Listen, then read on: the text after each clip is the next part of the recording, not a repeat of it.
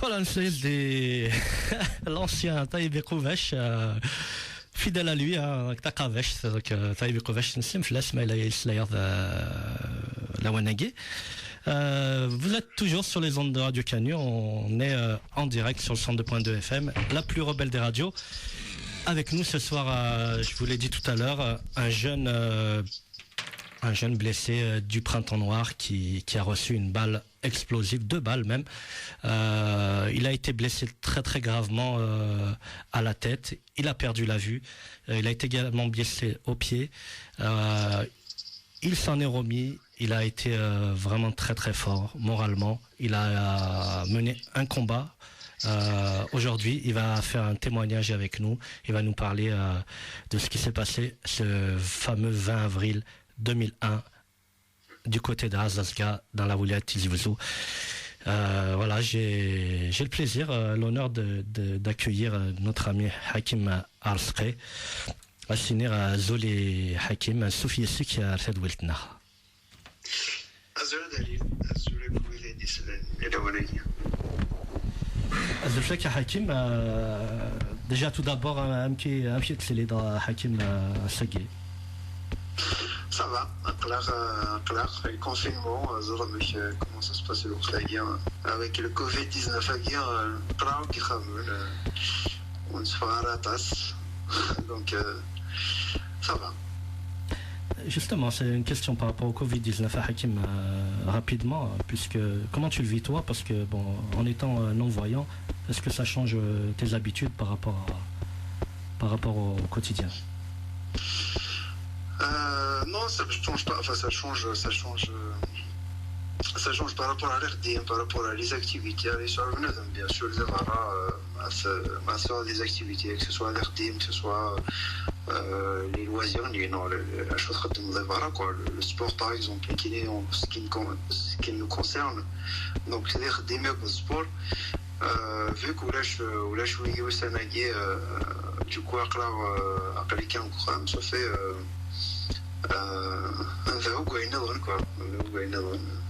la musique, ça fait ça dans le Wart.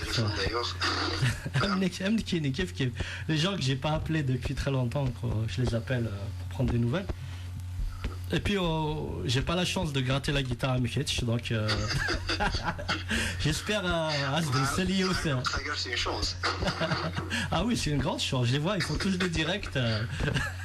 En tout cas, j'espère à Arda ou Youth à Tishki.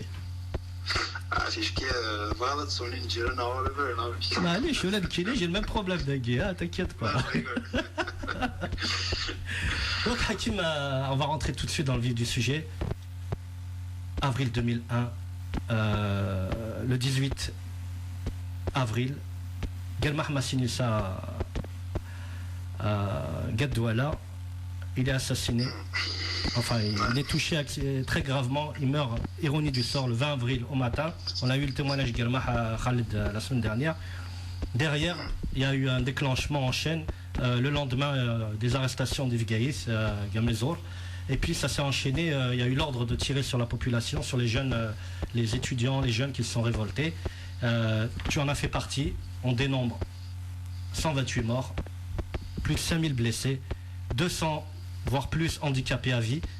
Amketch, est-ce que tu peux nous raconter déjà en premier lieu comment s'est passée cette journée du 20 avril pour toi? Au détail, un détail près Hakim, mais on veut tout savoir. Comment tu t'es réveillé?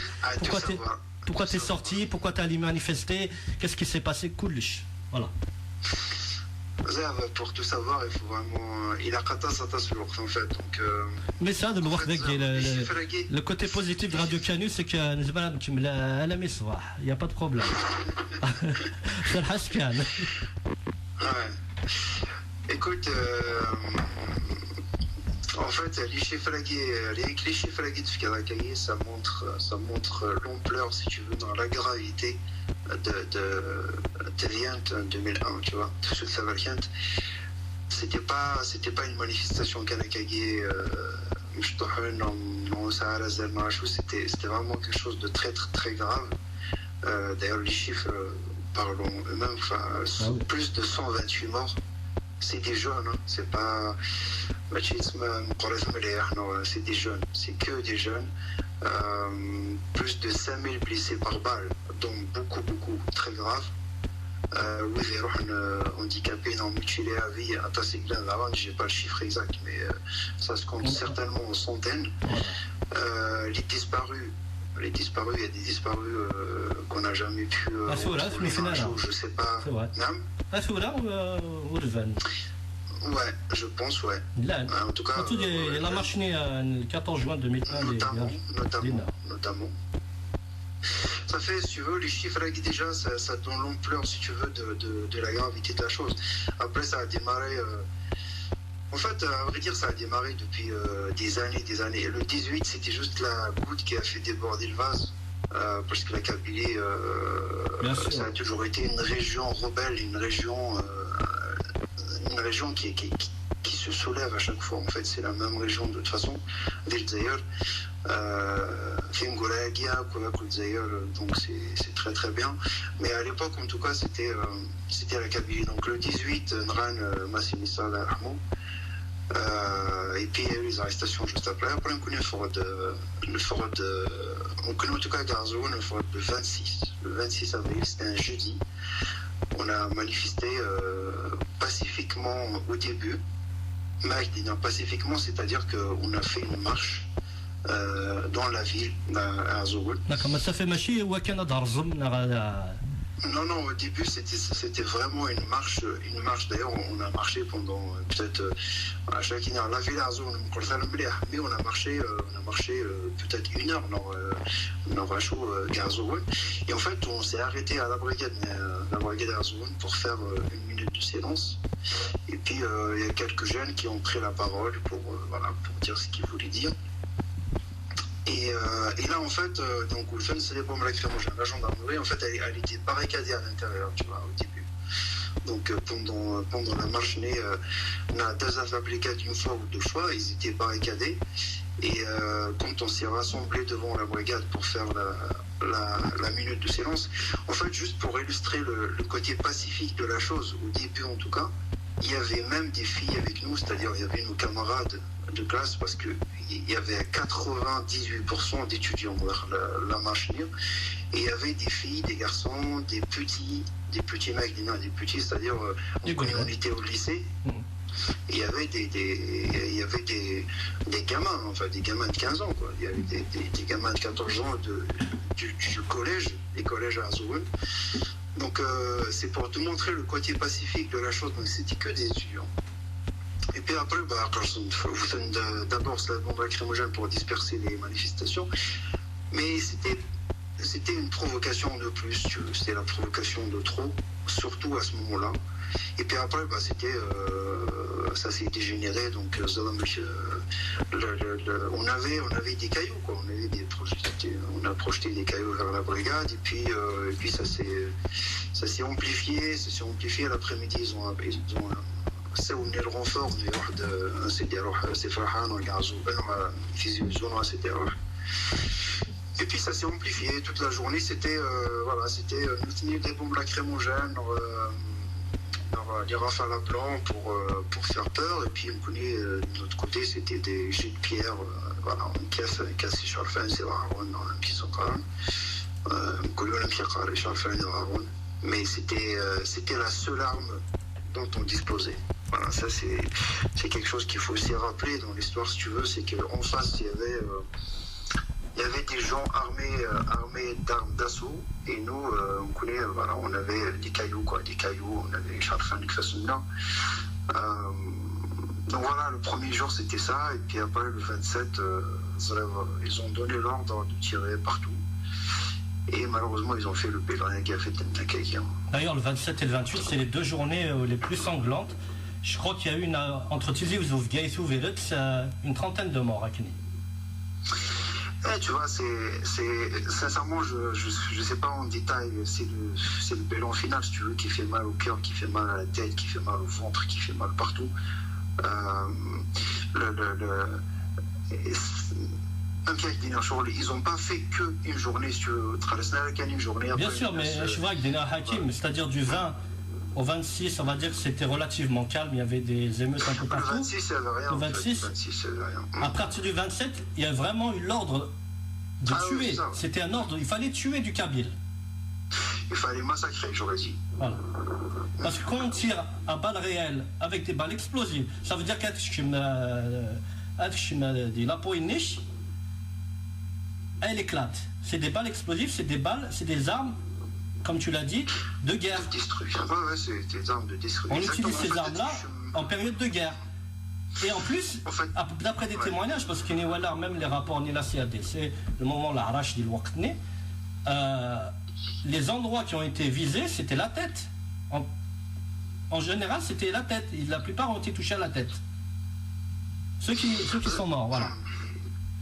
De toute façon, il suffit juste de voir les blessés. Pour ceux qui ont, entre parenthèses, vraiment entre parenthèses, la chance de survivre à cet épisode, à ce massacre. Voilà, les blessures c'est-à-dire ils ont vraiment tiré partout. C'est-à-dire en fait, parce que j'ai reçu une balle au niveau de la tête et au niveau de la cheville, c'est-à-dire à 5 cm du sol. Ça fait, il y en a qui sont en horizontal, c'est-à-dire ma chaise, il m'a reliré tout, vraiment, c'est-à-dire il m'a debout. Et à 5 cm du sol, c'est-à-dire je sais pas, pour échapper au tir, mais en fait, c'est la cale, tu vois. Donc c'est vraiment, c'est pas pour disperser les manifestants, c'est pour massacrer la jeunesse, c'est pour massacrer des jeunes étudiants, des jeunes kabyles étudiants. Et à partir du 27, 27, 28, après que non, ça a duré plus d'une année, pratiquement. Ça a duré un an, quoi. Non, plus d'une année même, plus d'une année. Ça a arrêté à un moment, ça s'est calmé un petit peu, je crois, entre la période de je crois, octobre-novembre jusqu'à février-mars, et puis ça a repris à l'époque, quand le printemps berbère arrive, ça a repris, et puis ça a continué jusqu'au mois d'août, je crois. Mais en tout cas, il y a au moins une année et demie où il y a eu des morts et des blessés. Bon, toi, déjà, tu as été touché le 27, est-ce que tu peux nous raconter cette journée-là? Quand tu es sorti, comment tu t'es confronté à ce criminel? Qu'est-ce que tu as vu avant d'être touché? Voilà, j'aimerais bien que tu nous racontes. Tu sais, avant d'être touché, je vois la jeunesse, en fait. Tout simplement, la jeunesse dans la rue. Des jeunes, on était jeunes, j'avais 18 ans, donc on était tous jeunes. Enfin, et encore, même l'un il y avait avec nous, mais la plupart c'était des jeunes. Hein. On était vraiment, on était des lycéens, l'anouise un peu plus âgés, on va dire, mais en tout cas, voilà, peut-être entre 17, 18 à 30, 35, tu vois, c'est vraiment des jeunes, quoi. Donc, avec Manifestine, pendant toute cette durée-là. Le vendredi, Garzovon, c'était ça, vers 15h30. Il y avait beaucoup de personnes. Déjà, le jeudi soir, on avait décidé de ne pas manifester le lendemain, le vendredi. On s'était dit à Garzovon, en fait, on s'était dit, on va y aller le samedi, on va y aller à Tizi. Et finalement, je sais pas, on aura le vendredi, parce que... Aïra, le Sabun Saveled Aïra à Chayra. Pourquoi vous êtes descendu le lendemain finalement? Vous avez décidé de descendre le vendredi au lieu du samedi? Au lieu du samedi. Déjà, les raisons qui ont poussé les jeunes à manifester, c'est des raisons... c'est des raisons graves, tu vois. Puis même par rapport à l'éducation qu'on a reçue, on a toujours été... il y avait toujours cette haine de ce pouvoir, en fait, envers cette région, que ce soit des côtés culture haineuse, que ce soit des côtés arabisation, en fait. En fait, jusqu'à l'âge de 6 ans, tu comprends rien du tout. C'est quand même traumatisant. نعم يرنا إلا قد سوسموض mais bon, c'est pas ça qui a fait qu'on est sorti ce jour-là. En fait, si tu mets les choses bout à bout, en fait, c'est la culture. On a toujours fêté le 20 avril. Le 20 avril avec tout ce qui symbolise la région de Kabylie et d'Zaïol. Le combat de Ma'adoub, le combat à Taspouyad, en fait, il n'y a pas que une seule personne en fait qui a donné son âme et son sang pour cette Algérie, tu vois, et pour cette culture finalement berbère, amazigh. Et toutes ces raisons ont fait qu'on connaît ce métier des jeunes. On savait que c'était à nous aussi ça c'est propre à l'homme partout dans le monde. En général, c'est les jeunes en fait qui mènent les révolutions, les changements en fait et qui un peu partout dans le monde, c'est la jeunesse en fait qui les font. Donc finalement la jeunesse kabyle elle est pas différente par rapport au restant du monde. Donc on le fera parce que on avait ce côté rebelle par rapport à l'injustice. On n'est pas des hors-la-loi. Mais voilà, il ne faut pas qu'il y ait de l'injustice. Et puis la région, c'est une région hostile au pouvoir, c'est un bastion de la démocratie. Et puis voilà, elle a toujours été hostile à tous les pouvoirs, des Vandales jusqu'aux Romains, en passant par les Turcs, les Espagnols, les Arabes, les Français. C'est une région qui a toujours été... voilà, tout à fait. À toutes les injustices. Du coup, le vendredi, et sincèrement, je ne sais pas trop où je travaillerai exactement, mais les choses ont fait que nous le vendredi. Et puis, voilà, en fait, le vendredi après-midi. Mais pour ma part, il fallait que je revienne ce jour-là.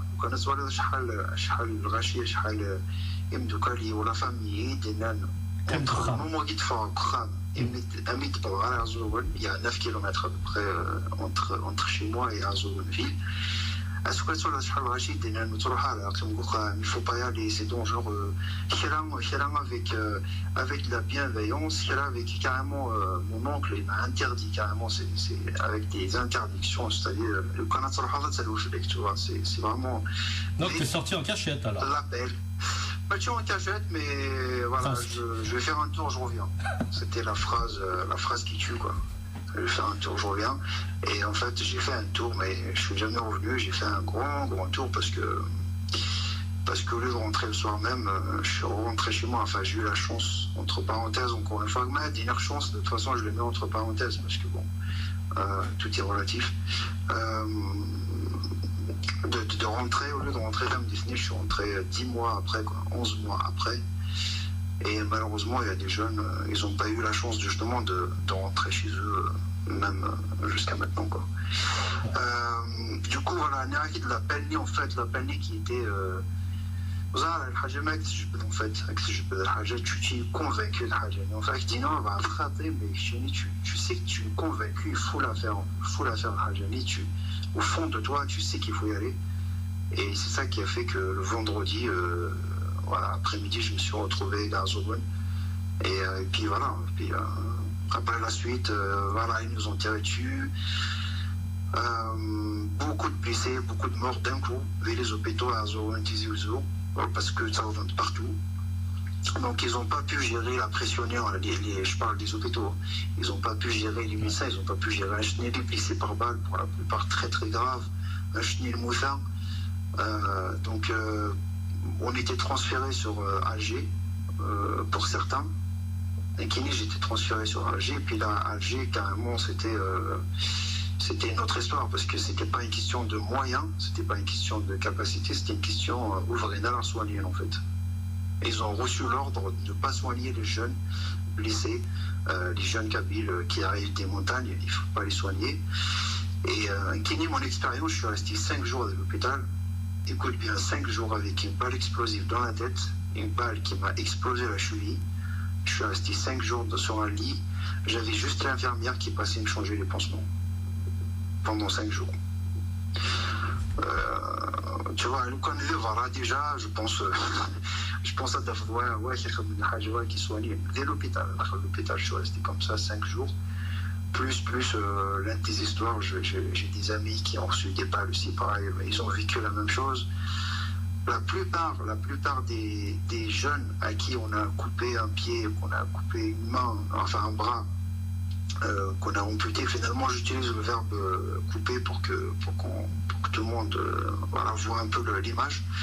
Mais la plupart à qui on a amputé un membre, c'était dû c'est dû à la mauvaise gestion de soins en fait qu'il y a eu.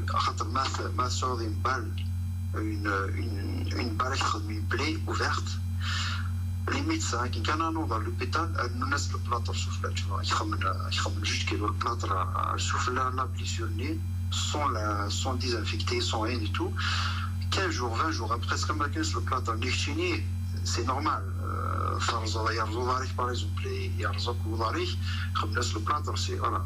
Pour toi, c'est normal et c'est bien. Mais en fait, la plaie, elle est ouverte, du coup elle se désinfecte, elle est infectée, ou plutôt, je suis désinfectée, elle est infectée, et puis tu chopes la gangrène, et puis là, les amputations, elles étaient tous dues à ça en fait. C'est-à-dire, normalement, qui est la balle, alors que j'ai dit, parce que c'est la balle, ils disent, parce qu'ils ont été mal soignés, très très mal soignés, abandonnés. La négligence, voilà, la négligence, l'abandon. Ouais. Voilà. Ouais, donc voilà, j'ai échappé vraiment aux alarmes. Raconte-nous où tu as reçu raconte-nous où tu as reçu la balle et qu'est-ce que tu as vu avant de t'écrouler. Avant de m'écrouler, rien. Mais avant de recevoir la balle. Écoute, je pas. Les jeunes, les manifestants, avec les bombes lacrymogènes, on connaît avec des cailloux à tenir. Ils faisaient ici, ils tiraient dans la foule avec des rafales à blanc. C'est-à-dire ils soutenaient la rafale, mais il n'y avait pas de balles qui sortaient. Et en fait, je sais pas, vers 15h peut-être. Je fais un exact, mais en tout cas c'était au milieu d'après-midi, le vendredi 27 avril. Donc voilà, Carlson Flana. Après, qui est la dernière image que je porte du monde des voyants, c'est le gendarme en fait qui est accroupi avec une arme qui fait Nice. Donc après, bon, est-ce que le venez de Carlson, les choses, non, celui encore à côté, parce qu'ils étaient nombreux, enfin ils étaient tous à côté les uns des autres. Donc en vrai, des Carlson là, non, je sais pas, mais probablement à Ketmalak finalement, tu vois, parce que pour faire autant de morts, c'est pas qu'un seul gendarme qui a tiré sur la foule.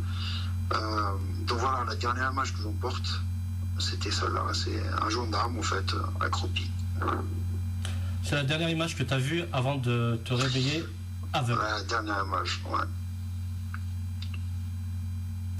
Après, bon, qu'est-ce que tu veux, il n'y avait pas grand-chose à voir. C'était quoi ton sentiment, Mitkaro, quand tu as, j'allais dire quand tu as ouvert les yeux, mais il se le fond, Hakim. Non, je t'en prie, il n'y a pas de souci, Dalil, il n'y a aucun problème. En fait, je me suis pas rendu compte que je sois là tout de suite, parce qu'au début, déjà, là on parle à l'échelle pour tout simplement. Déjà, tu n'as pas envie de voir la lumière dans un pied, tu vois. Et j'avais tellement mal à la tête, parce que là, aussi pas l'explosive. J'ai eu la chance au Sfira, parce que le canifir, la moitié de mon crâne, la moitié au crâne, et malheureusement, il y a des jeunes qui ont reçu des balles dans la tête, et en fait, malheureusement, Front et ma Front, ça va la moitié du crâne, du coup, et ils sont décédés, quoi. Donc, une histoire par tellement que pendant des semaines et des semaines, pour moi, c'était normal que je voyais pas. J'avais mal. j'avais mal à la tête, j'avais très mal. Mais du coup, pour moi, c'était logique en fait. Je suis allé à parce que j'avais mal au crâne. Mais je me dis, ça, on a tenté de soigner d'urgence. Après, il commence à te faire écoute, la vue, tu vas pas pouvoir retrouver la vue. Toi, tu voyais rien du tout, c'était le noir complet. Ouais, franchement, le noir complet, ouais. Voilà, au hasard, il me tarde, qu'il n'est là parmi, j'ai vu une lumière blanche. Blanche, ouais, exactement. Mais tu l'as ouais, tu vois, ça tout un truc, mais en une fraction de seconde, tu vois. Enfin, un truc, c'est un laps de temps, même pas si on peut mesurer finalement dans le temps, tu vois. Enfin, c'est vraiment minime, mais c'était une association vraiment très particulière. Une couleur très blanche, au-delà du blanc connu, en tout cas au-delà du blanc que j'ai pu connaître à Kenya. Et puis après, la douleur, le noir, et puis la douleur, quoi. Donc toi, tu as eu la chance en fait que la balle s'arrête, je crois, au niveau de la rétine ou un truc comme ça, mais ça... Non, c'est carrément à l'intérieur. Dans ma tête, en fait. Ouais, en fait, elle s'est explosée à l'intérieur de mon crâne, c'est-à-dire à l'intérieur, elle était vraiment, elle est rentrée à l'intérieur et par miracle, je sais pas par quel miracle en fait, il a vu cette talaq et surtout le fait que cette talaq, elle était, je sais pas, franchement, je sais pas, mais je sais pas, miracle quoi. C'est je pense. C'est la seule explication que j'ai en fait. Ouais. En tout cas, oui, on peut parler de miracle, Hakim, parce qu'une balle qui explose dans la tête, généralement, on n'en revient pas. Donc, tu as perdu des collègues ce jour-là. Tu as eu la chance, alors, d'être évacué, déjà vers Alger, puis après vers la France. Est-ce que tu peux nous parler un petit peu de ton évacuation vers la France, parce qu'il y a beaucoup de jeunes aujourd'hui qui n'ont pas eu cette chance. Al-Foura, il y a des gens qui sont handicapés, qui ont besoin de soins, qui ont besoin d'attels, de beaucoup de choses. Je pense notamment à Belaïd Bouzarama, par exemple, Gathiraten. Il est dans la détresse. Je vous conseille d'aller voir son reportage d'ailleurs sur YouTube, ça fait vraiment mal au cœur. On perd 3 enfants qui ne peut pas subvenir à ses besoins, aux besoins de la famille. Voilà, toi tu as eu la chance quand même de venir et de t'en sortir par force de courage, par abnégation, grâce à ton père aussi, par les gens qui t'ont aidé ici. Voilà, tu peux nous raconter, Hakim, cette période-là. Avant de continuer, si tu veux, j'ai vraiment envie d'avoir une pensée. Ça y est, je rends hommage déjà à mes camarades martyrs. Gloire à nos martyrs. Parce que une chose est sûre, en fait, ils sont pas morts pour rien. C'est l'histoire qui va le dire. Hein. C'est pas moi ou c'est pas quelqu'un d'autre qui va le dire. C'est l'histoire en fait qui va le dire. C'est et j'ai envie d'avoir aussi une pensée à nos mamans. Quand je dis à nos mamans, c'est justement parce que même si nous râlons, en fait, même si on a eu cette chance de revenir, mais déjà on a pied du oral et puis les moments en fait voilà, ton fils et entre la vie et la mort, voilà, il va jamais plus remarcher de sa vie, il va jamais voir et tout ça, c'est des moments, je pense, qui sont très compliqués. Du coup, j'ai envie d'avoir une pensée à nos mamans, enfin à nos parents, à nos parents, à nos familles. Et puis à mes camarades, comme tu l'as dit, qui sont restés là-bas, et moi, il y en a la majorité. On est vraiment une petite poignée qui ont pu partir à l'étranger en fait pour se soigner, mais la majorité des blessés du printemps noir, ils sont à Ifmouth. D'ailleurs, il y en a encore qui sont très gravement blessés. Moi, ce soir, j'ai une pensée pour Farid Rachid, Kuchishnik Moussoun Nantes. Il a été évacué en 2001, il est resté 8 ans régué des Français et Mouss Miskin suite aux blessures. Il est mort le 19 juillet 2009. Il a été enterré au village agricole Tizernif le 1er août 2009. D'ailleurs, j'étais à l'enterrement et c'était la 128e victime du printemps noir. Tu vois, donc j'espère qu'il n'y en aura pas, pourquoi pas tout de suite. D'autres, tu me diras, j'espère qui souffre, j'espère que ça va, la souffrance va s'estomper à un moment, alors ça va du moins, mais voilà, j'ai envie d'avoir pensé aussi voilà, à mes camarades blessés, à finalement. Et je suppose que cette pensée, tu l'as tout le temps, tous les jours. Ça, c'est quelque chose qui va te hanter toute ta vie, Hakim. Juste par rapport à ça, j'ai envie de dire, en fait, aussi, le ou les autres d'ailleurs. En fait, il faut penser aux gens voilà, tant qu'ils sont vivants. ماشي حالما مثلا après نسزل le 20 avril qui n'est quelle date, peu importe la date finalement نسزل le sujet du non je sais pas quoi. S'il doit faire quelque chose pour les blessés, il dit qu'il a des mots, je parle pour ceux qui sont en bled, pour ceux qui sont des mots, c'est des guintarons surtout, il faut le faire tout là en fait. ماشي لما بدنا فور بينا ماشي لما فقرا la situation حالما في بلرواندا وزمرنا بوجي après نسزل pour leur rendre hommage. Mais l'oubli, c'est trop d'hypocrisie. C'est cruel, c'est cruel cet oubli. Le 20 avril,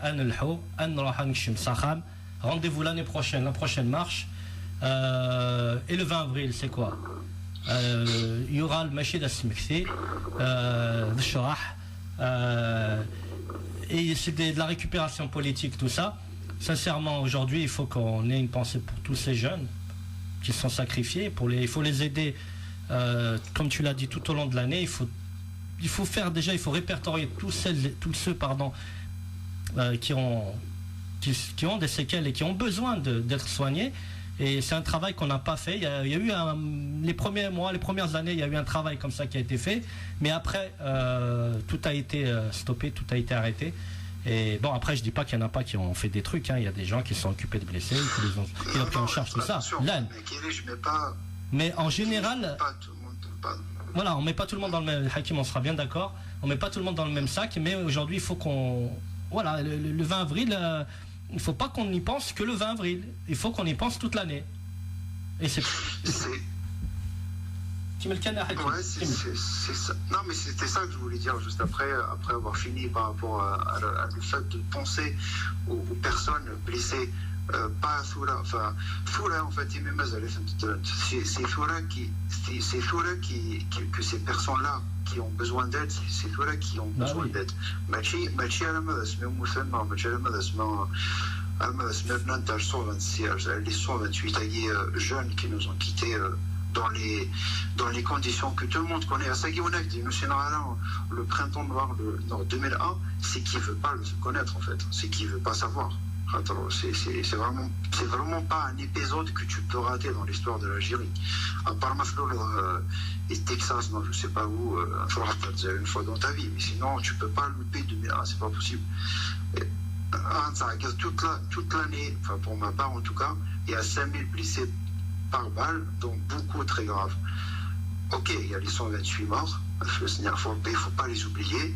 D'ailleurs, je trouve qu'on les oublie très très souvent. Mais il y a aussi les blessés graves avec les Mours. Si les Kabyles, oui, il faut la faire tout là en fait, tant qu'ils sont vivants. Encore une fois, c'est pas rendre hommage à une personne une fois que une fois dans l'année. C'est trop tard, c'est hypocrite, c'est trop tard. Ouais. Donc faisons les choses avant que ça soit trop tard. Et c'est valable, là, je parle. Bon, et c'est valable pour toi. Le sujet d'aujourd'hui, c'est valable pour tout le monde en fait. Pour beaucoup de choses. Les artistes, non, en fait, on les reconnaît une fois qu'ils sont morts. Avec tous leurs défauts, leurs qualités, tout ce que tu veux. Mais on a tendance à reconnaître nos artistes une fois qu'ils sont plus là. Tant qu'ils sont là, on les croise dans la rue, même pas à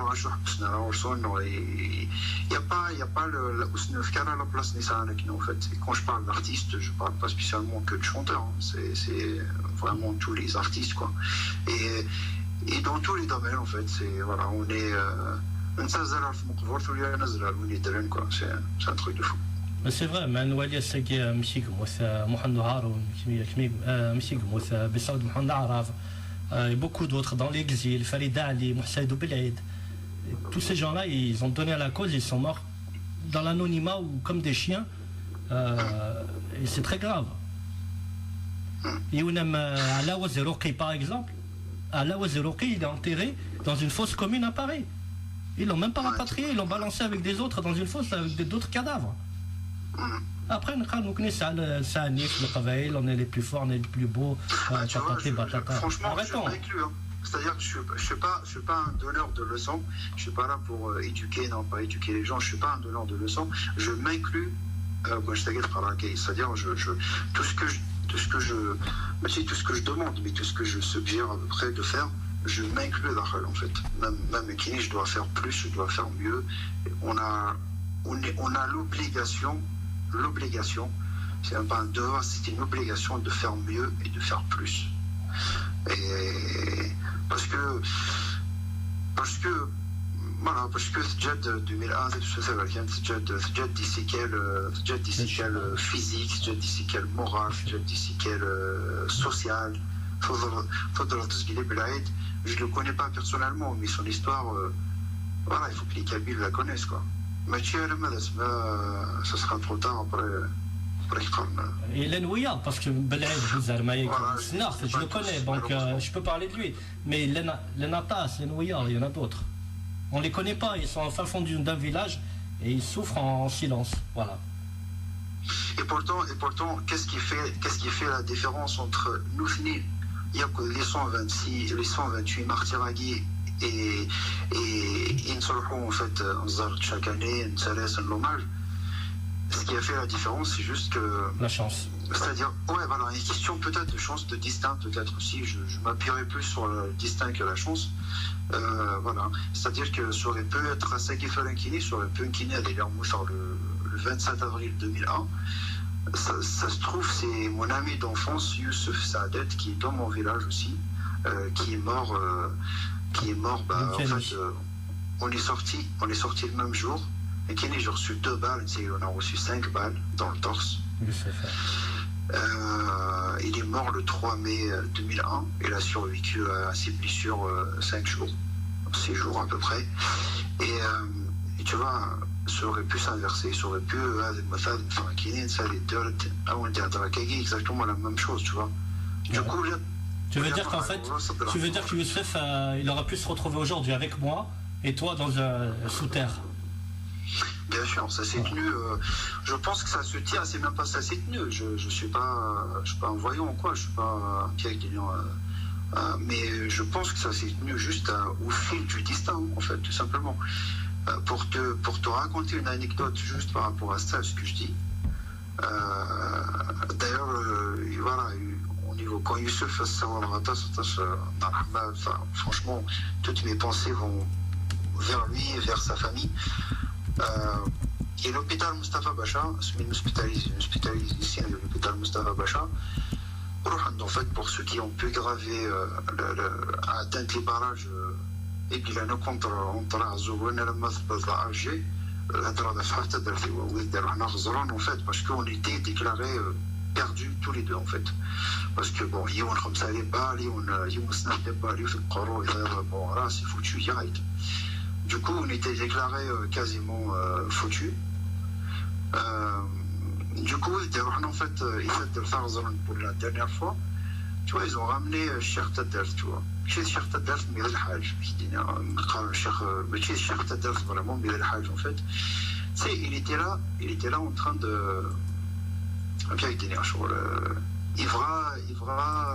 Il me rassurait, il m'accompagnait, si tu veux, pour passer de l'autre côté de la vie, quoi, pour partir sur un... T'accompagner à la mort. Ouais, en fait, tout simplement. Et en fait, personne n'a cru que c'était moi qui allais survivre et que Youssef allait mourir. Et le destin, on a décidé autrement, et puis voilà. Voilà, aujourd'hui, donc, je ne sais pas, la parenthèse à Guy, mais j'ai envie aussi de parler à Guy de mon ami, enfin Youssef, voilà, on a vécu à Guinée, en fait, Nara à Guinée, on était amis. Et en fait, la vie nous a fauchés différemment. Enfin, l'État algérien, je retire la vie, l'État algérien, la gendarmerie algérienne nous a fauchés au même temps, différemment, avec deux histoires complètement différentes. L'une qui a continué, mais différemment, depuis 27 avril 2001, l'autre qui s'est arrêtée pour de bon le 3 mai. Et voilà, donc en fait, ça aurait pu être l'inverse. Donc au lieu de penser ou juste de martyr un seul jour dans l'année, déjà essayons de penser à eux le plus souvent, de finir leur combat. Et puis les blessés comme Taron, voilà, enfin, essayons de les aider au maximum, quoi, comme on peut. Tout à fait. D'ailleurs, ce soir, j'aimerais avoir aussi une pensée à un très grand artiste qui a beaucoup donné pour les blessés, qui a beaucoup donné pendant les événements. C'est Brahim Izri. C'est quelqu'un, il a donné à tout jusqu'à sa mort, jusqu'à son dernier souffle sur son lit d'hôpital. Voilà, une grande pensée pour notre ami Brahim. Attends, on ne pourra jamais tous les aider. Il y en a beaucoup, oui, mais tu as cité les artistes, c'est pour ça que je tenais vraiment à parler. Non, c'était une parenthèse. Enfin, il y en a plein.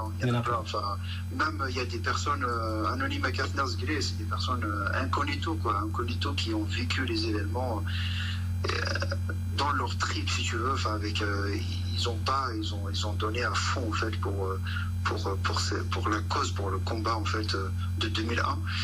Et voilà, et malheureusement, il jusqu'à quasiment l'oubli. Et puis voilà, il est d'actualité. Il est d'actualité là en 2019, d'ailleurs, parce que c'est un combat juste, c'est un combat noble. C'est pour ça qu'il est d'actualité. Les mauvaises graines, enfin, ça une fois que Pierre Dinier sur le. Mais tu sais, mais en fait, il se tout le temps, tu vois. Du coup, le combat, non, en fait, il est tellement noble et tellement juste qu'il ne va pas mourir dans le temps. Peut-être qu'il va mourir il y a un petit passage. C'est dommage qu'il mousse, en fait, il a la Kabylie, tu vois. C'est ça qui fait mal, d'ailleurs, parce que quand tu vois la Kabylie garnir ces cimetières de 127 nouvelles tombes, très jeunes pour la plupart, Tarouz, on rappelle, ça fait vraiment très très mal au cœur. Après, bon, il y aura voilà, tout le monde, en fait, pour les mêmes raisons pour lesquelles on avait manifesté 18 ans après. Pour moi, je me tiens à une grande fierté. Ouais. Alors, j'aimerais aussi que tu nous parles justement de ton évacuation, parce que après on parlera de Hakim aujourd'hui. Ton évacuation vers la France, comment ça s'est passé, ta nouvelle vie, comment tu as été pris en charge ici en France, et voilà, comment tu t'es acclimaté? Mon évacuation en Guinée, elle était un peu spéciale parce que en fait il était bon à la gare française, tu vois, c'était et il n'y a pas eu de prise en charge, d'Elzaïr, donc c'est mon père, et sauf en fait il est payé avec ses propres moyens financiers, logistiques, tout ce que tu veux. Enfin, il s'est fait aider par Amoumi notamment, beaucoup de Fmoul, Ragui aussi, il s'est fait aider beaucoup par son entourage, mais sinon, enfin, je veux dire, l'État de Zaïre, au contraire, ils nous ont mis des bâtons dans les roues, tu vois, parce que et l'hôpital Mustafa Bacha, par exemple, où c'est que l'autorisation Bacha a été se faire, tu vois. C'est juste un exemple. Mais sur n'aura que de fois l'hôpital. Donc l'évacuation, elle était vraiment très très compliquée. Mon kiné, je l'ai vécu sans la vivre parce que j'étais inconscient quasiment. 95% du temps j'étais inconscient, j'étais quasiment mourant en fait, j'étais même mort peut-être, j'en sais rien, mais en tout cas il y a des choses que j'ai pas vécues. J'ai voyagé par l'avion assis, et ça c'était le pire voyage dans ma vie. j'étais pas prévu dans l'avionnet parce qu'il n'y avait pas le temps en fait de prévoir un lit médicalisé, enfin voilà, un accompagnement médicalisé en fait. Donc t'imagines 12 heures déjà dans un avion quand tu es bien déjà, des fois ça peut être long avec les aléas de l'avion, quoi, avec les turbulences, avec les trucs comme ça. Ça a dû être très très long pour toi. Moi, c'était le plus long et le plus terrible, le plus mauvais, le plus horrible voyage de ma vie, parce que c'était 2 heures avec assis déjà, une balle dans la tête, ça, c'était très très long, c'était très très long. Et puis après, une fois ça, je te dis, j'étais dans un état très très critique parce que là, quand elle s'est explosée, croyez en fait, elle a coupé les nerfs optiques déjà, et puis ça a commencé à s'infecter parce que c'était pas une balle d'un revolver, c'était une balle de Kalachnikov. Donc une balle de Kalachnikov, pour ceux qui nous écoutent, c'est à peu près, elle fait à peu près dans les 4-5 cm, je pense. Du coup, avec toute la saleté qu'il y a dedans, avec déjà la balle, quoi, on se dit que ça là. Du coup, ça a commencé à s'infecter un peu partout. Et la balle, la cheville sort, j'étais plâtré, les médecins, et ils nous ont aidés en fait à devenir handicapés. Ils nous ont beaucoup aidés. اتصل à l'hôpital avec une plaie ouverte jusqu'à le plâtre, et puis après on verra. Du coup, la première chose qu'ils ont fait, ils ont enlevé le plâtre, et en fait déjà ça a commencé, la blessure commençait à faire le coup, donc je commençais à avoir le pied qui pourrisse, quoi. Et du coup, voilà, ils ont commencé à désinfecter le pied. On fait 2-3 opérations de suite pour essayer de désinfecter le maximum de choses en fait au niveau du crâne aussi. Donc voilà, j'ai subi plusieurs interventions chirurgicales dans la première semaine de Babaraknia. Je suis passé par 3 hôpitaux en une semaine. Et puis après, après beaucoup de soins aussi, beaucoup de rééducation, mais ça, la rééducation, elle est venue vraiment après. Une fois après l'étanie d'urgence, si tu veux, c'est-à-dire une fois que ma vie a été sauvée, là, ils ont commencé à aborder le sujet du handicap, et puis le fait que la vue, elle était perdue. En fait, la vue sert l'œil, il y a beaucoup de mécanismes. Et parmi les mécanismes les plus importants, on va dire les pièces, si on peut appeler ça une pièce, les plus importantes, c'est le nerf optique. C'est le nerf en fait qui relie l'œil au cerveau, et c'est ça en fait qui transmet la lumière vers le cerveau. Et en fait, ces 2 nerfs optiques ils ont été coupés par la balle, ils ont été coupés, donc sectionnés tous les deux.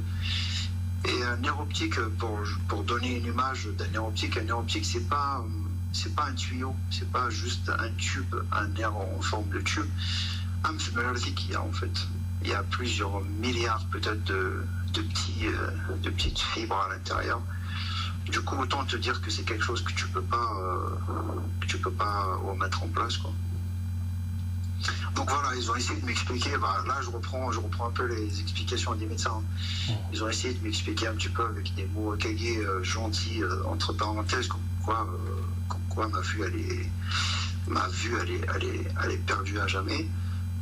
Malgré ça, on avait tenté des opérations, on avait tenté des trucs, on avait tenté des trucs même à Moscou. Je suis allé à Moscou en 2002.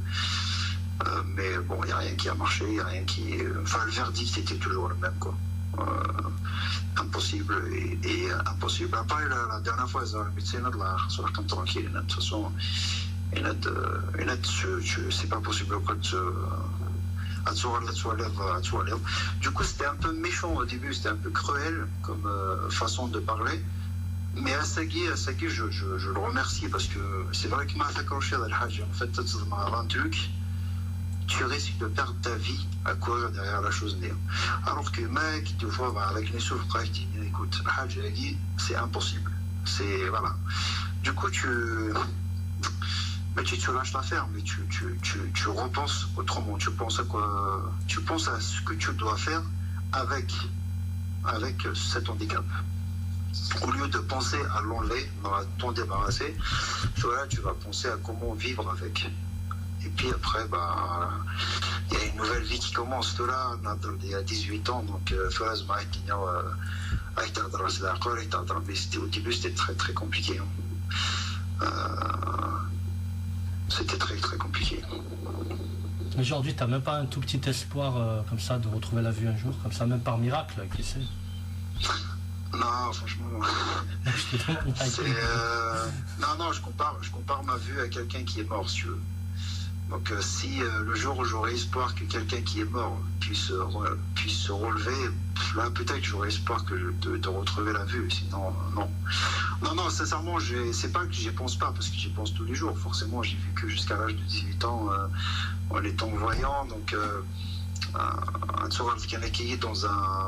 dans un univers du jour au lendemain, c'est très très dur, tu vois. Il n'y a pas eu de préparation. D'ailleurs, aucune préparation peut te préparer à ça.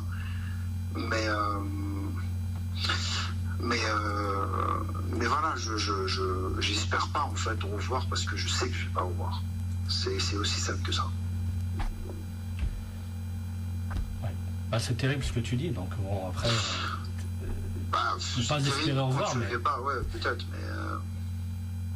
Hakim, pourtant, je suis quelqu'un d'optimiste. Oui, mais si tu veux, je suis réaliste aussi. Pour en être arrivé là où tu en es aujourd'hui, c'est que tu es quelqu'un de courageux, d'optimiste, il n'y a pas de problème. Mais voilà, bon, après tu t'es fait une raison, je veux bien le comprendre. C'est la raison, c'est la raison. C'est quand on te dit que tu peux pas faire ça, c'est pas on te dit tu peux pas le faire parce que c'est un avis d'une personne, c'est parce que c'est prouvé que tu peux pas le faire. En fait, je te donne l'exemple comme quand tu aimes quelqu'un et qui te quitte dans le sens des meufs, tu vois, enfin t'as envie en fait, t'as envie de croire au fait qu'il va se réveiller, t'as envie de faire tout pour qu'il se réveille, pour que la personne n'aide ou elle, mais en fait il y a rien qui va faire que cette personne va se relever un jour. C'est fini en fait. C'est la fin de chiffre. C'est la fin. C'est la fin. Du coup, je compare ma perte de vue à l'Einstein parce que les éléments qui ont fait que mes yeux fonctionnent, c'est-à-dire la vie dans mes yeux, en fait, tout lâché ça. Du coup, le cœur de mes yeux a cessé de battre à ce moment-là. Du coup, il n'y a aucune chance de le réanimer. Ça fait, c'est pas que je me suis fait une raison, c'est la raison. Voilà, tu revois pas. Est-ce que ça t'est arrivé, Hakim, une question un petit peu personnelle, mais de rêver que tu as retrouvé la vue? Écoute, ça va te paraître très très très très bizarre ce que je vais dire, mais je rêve en voyant, si tu veux. C'est-à-dire en fait, tu vois. C'est-à-dire les situations, je les vis. Après, forcément, c'est pas des vraies situations, parce que à des vrais manières des lions, par exemple, que j'ai jamais vu de ma vie quand j'étais voyant. Mais en fait, les éléments qui sont autour de moi, que j'ai vécu dans la journée, vont faire que je vais me faire une carte postale dans ma mémoire. Et en fait, le soir,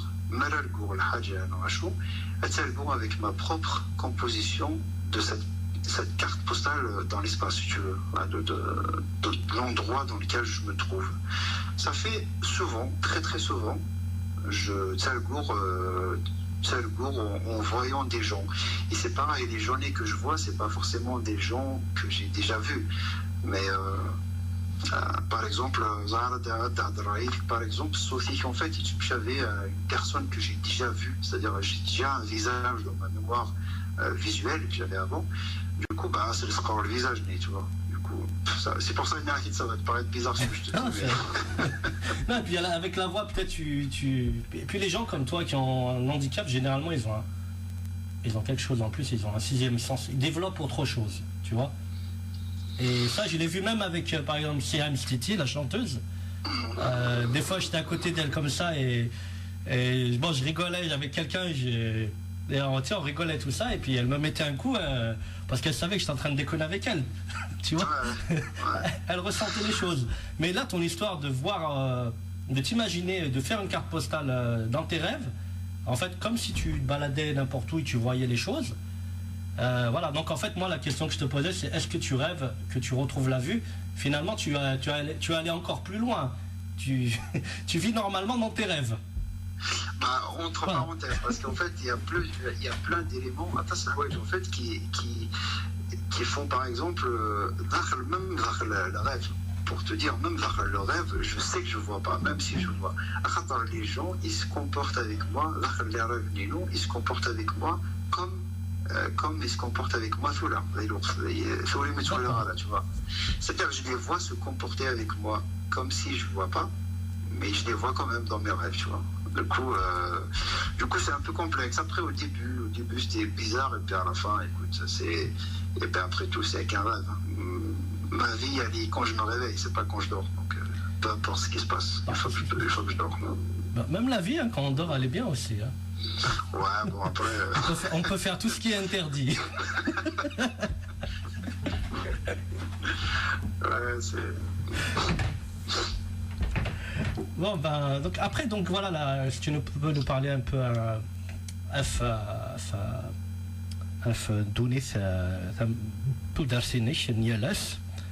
depuis tes interventions, ta vie de tous les jours.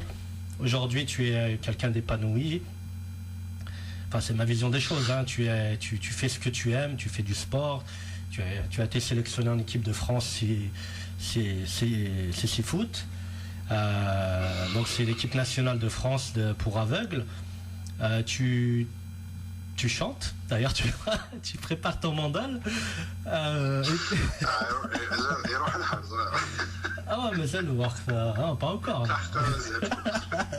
Je sais que ta gendarmette, enfin c'est peut-être pas le mot à dire, ta gendarmette, je voulais dire ta femme. Ah ouais, c'est pas ma gendarmette, mais c'est pas j'ai pas utilisé. Le souci, c'est les voisins qui sont à côté.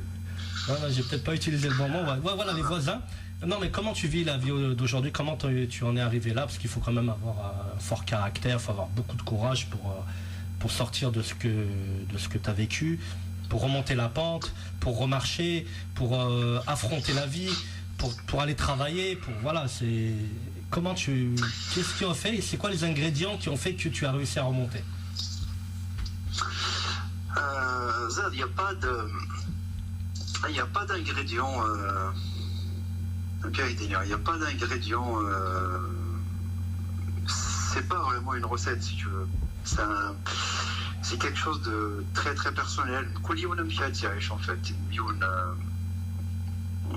ça va avoir beaucoup de mal à démarrer en fait dans la vie. Enfin, je parle de mecs qui ont un handicap.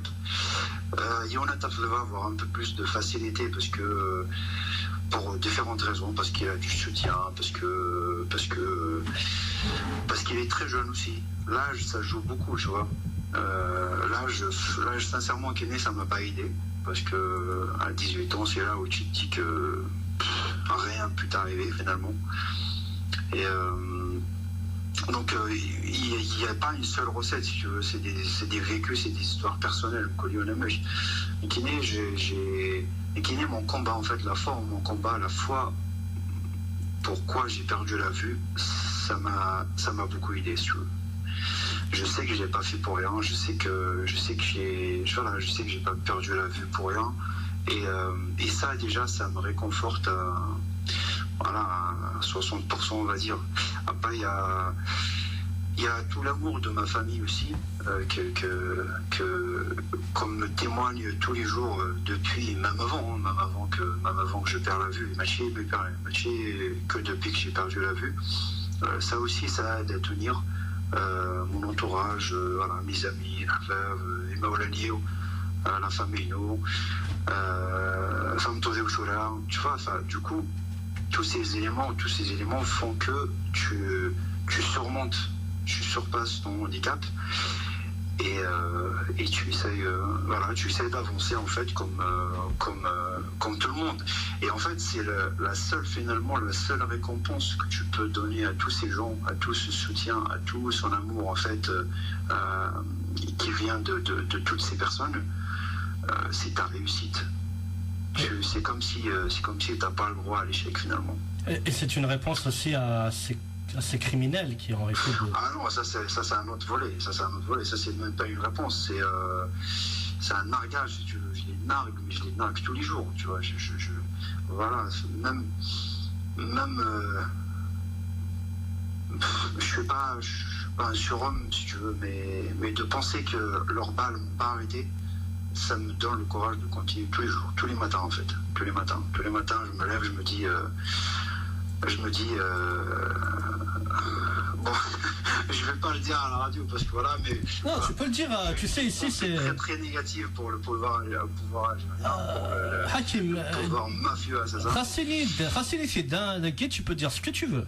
Non, mais voilà, façon de parler. Et du coup, voilà, c'est une revanche, c'est une revanche.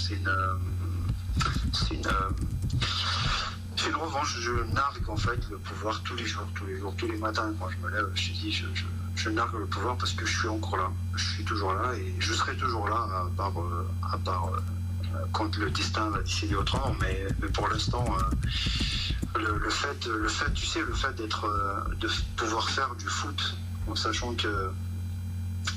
qu'il y a 18 ans, j'ai failli carrément perdre ma jambe. On a failli me couper la jambe à l'hôpital. Les médecins, ils ont dit à mon père que 24 heures ou 48 heures plus tard, ma jambe elle aurait été perdue en fait. Et j'aurais pas pu récupérer ma jambe. Donc passer dans cet état-là, c'est-à-dire à deux doigts de perdre carrément ma jambe, et aujourd'hui de pouvoir faire du foot. Justement, voilà, non mais tout ça en fait, tout ça, c'est-à-dire que tout ce que je fais voilà en fait, pour toi c'est une revanche. Et puis c'est par rapport à la vie. C'est tout bénef. Pour toi, chaque jour qui passe, c'est un jour, voilà, c'est une victoire. C'est une victoire, ouais, parce que après les victoires elles se construisent. Hein. C'est pas, tu te lèves pas un matin et tu trouves un mode de fonctionnement pour avoir ta recette de la journée, dans ta journée type, si tu veux, il faut la faire ta journée. Mais c'est un jour en plus, et c'est un jour en fait où tu continues finalement, tu continues à transmettre des choses, tu continues à recevoir des choses. Alors je suppose que tu as eu des jours où tu étais vraiment pas bien. Est-ce que Hakim, est-ce qu'un jour tu as eu envie de tout arrêter, de mettre fin à tes jours? Non, franchement non. En fait, le seul moment, la seule fois, si tu veux, c'était dans ce fameux avion. Et là, c'est parce que j'avais tellement mal que j'avais envie que ça s'arrête. Mais encore, j'avais mal le peu de temps où j'étais éveillé, si tu veux. J'étais inconscient beaucoup de temps aussi. Mais sinon, non. Je te dis, je pense que je sais que je pense savoir pourquoi je suis épargné, si tu veux. Je suis épargné pour justement continuer et pour ne pas s'arrêter comme ça bêtement, si tu veux. Donc non, je vais pas m'arrêter bêtement, justement. Je dis pas que c'est un arrêt bête, mais voilà. Merci Hakim, on va faire une petite pause musicale. C'est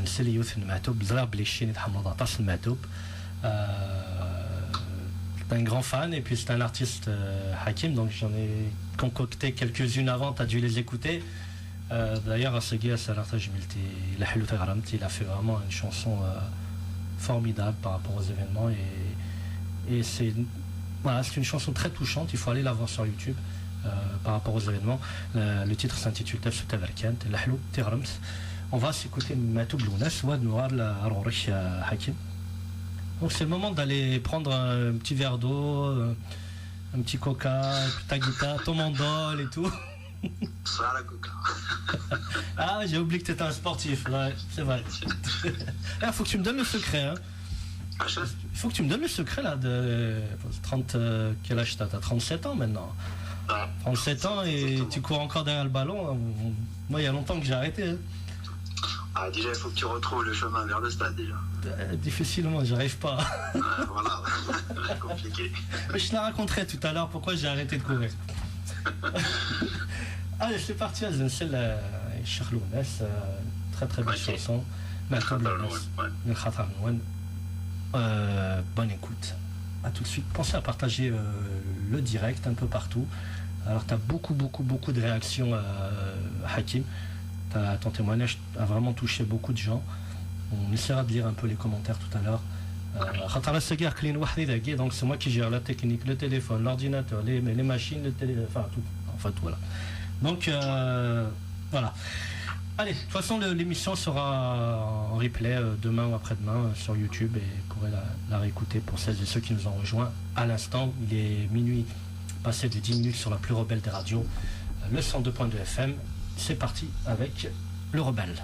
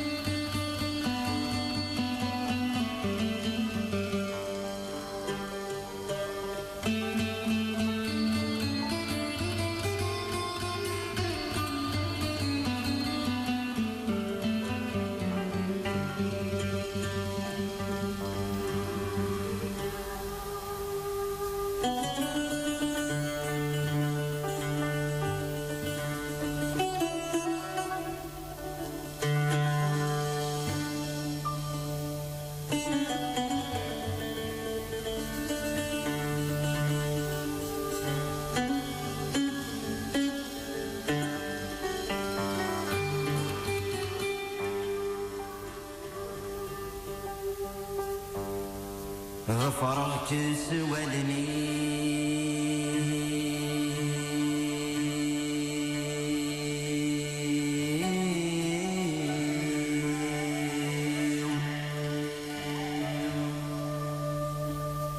ومن غردت سوغانا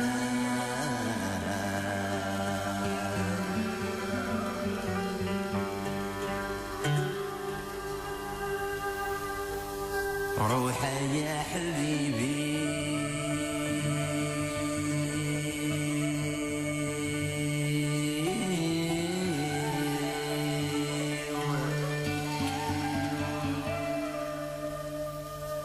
سوى ما سنيت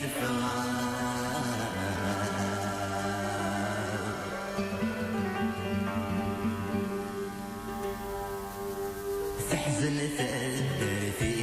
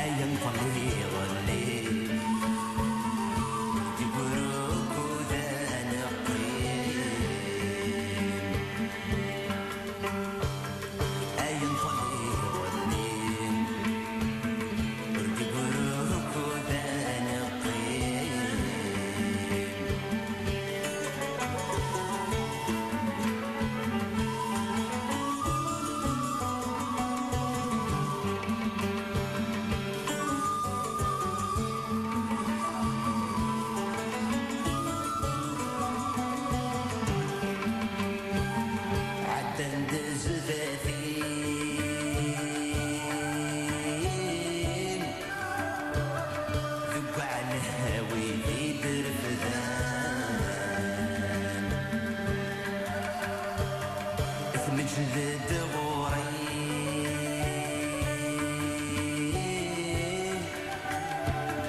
يما سيدي السكران ذيني روحني يتاخر سيجر وانا ذيني روحني يتاخر سيجر وانا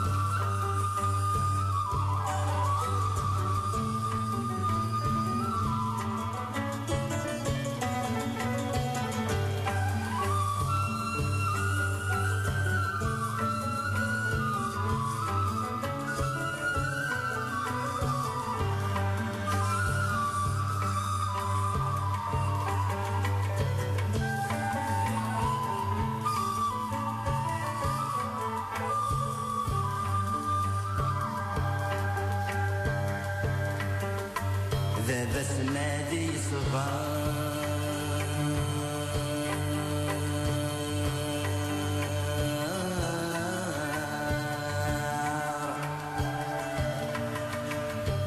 هذا صغار كان صديقنا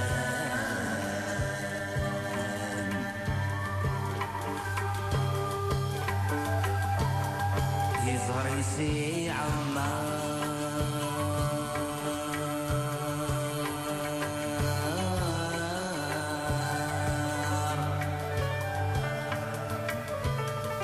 يا عمار سجما طوال يظهريك يظفر وذنا يغزال يعلم الفشل الاخوان غاف في زاد حبسان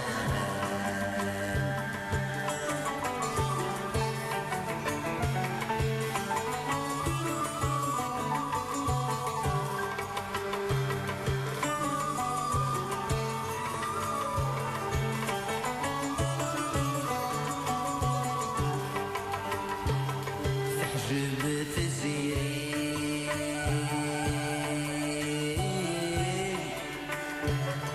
يرحل حزن بيت الدار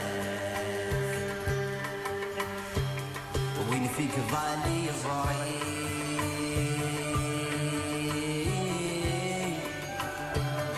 هتحفظ في فاتح وزار أنزراي مطيب أفكفك وقفي الوقال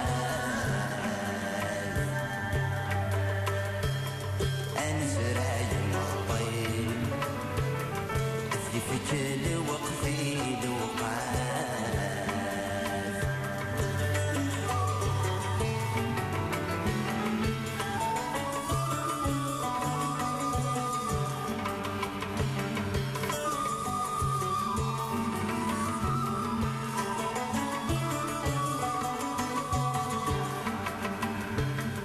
فراغك سوى الليل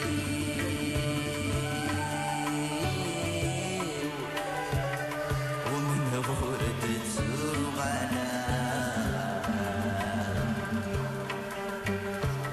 روحي يا حبيبي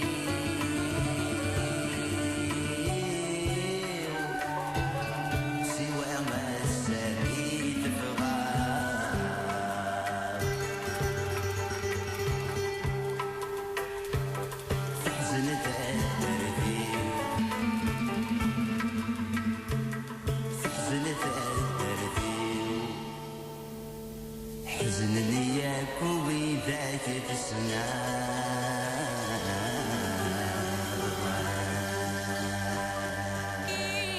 Lecture de femme, Algérie, chanson de femme, Algérie, lecture de femme, Algérie, chanson de femme.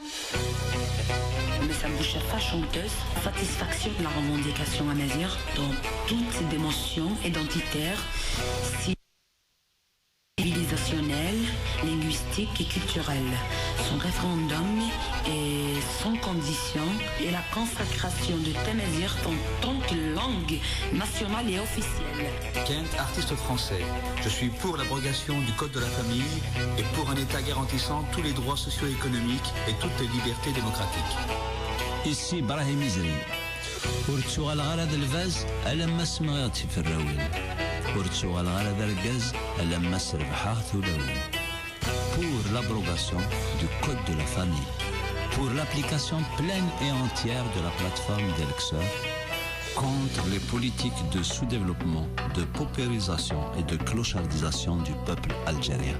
C'est Majid de Zebda et je voulais dire ici qu'en accord avec la plateforme d'Elxor, nous voulons la mise sous l'autorité effective des instances démocratiquement élues de toutes les fonctions exécutives de l'État ainsi que les corps de sécurité. Regardez l'avenir,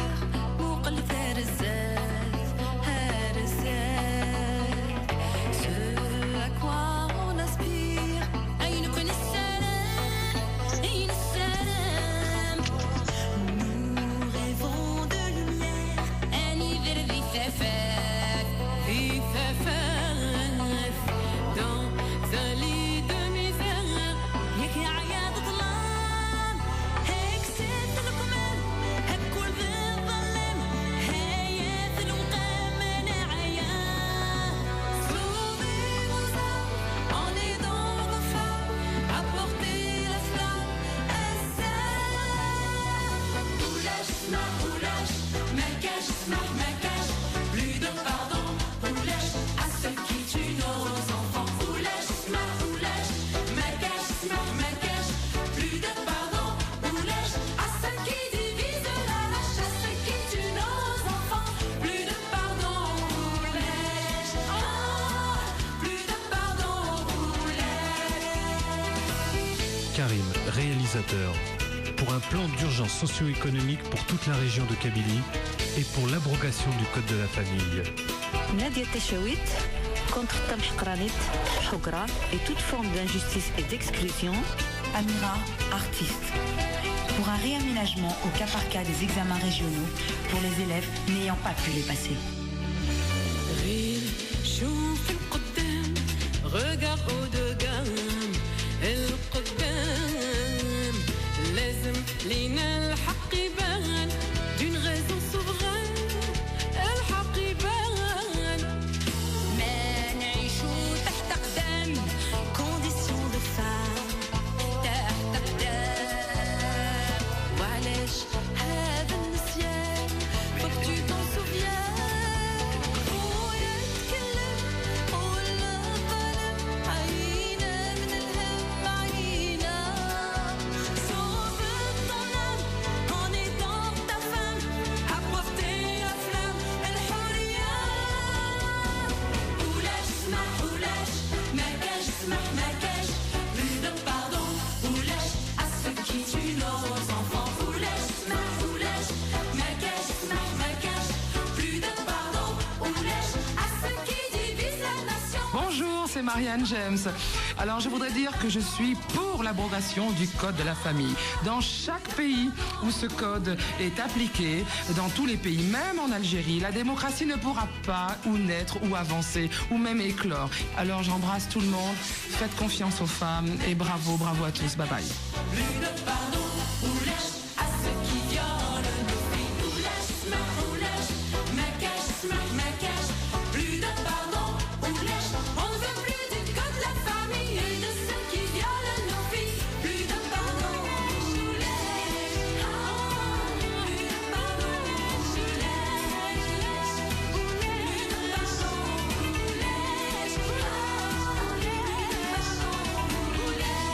c'est Basile, chanteur anti-coyote, anti-moi, anti-toi, anti-nous, anti-vous, anti-il et anti-tout le monde. Mais pour l'application de la plateforme d'Al-Qsam et pour l'institution d'une allocation chômage pour tout demandeur d'emploi à hauteur de 50% du SNMG. SNMG, science-fiction à des Brahim, qu'est-ce que ça veut dire? Basile, ce qui m'a dit هنا اسمك. Ça, oui, j'ai compris. Bon courage. Et les droits de la femme? Oh, Camille, t'as touché le point sensible. Ma femme, elle est love, love, love, love, love.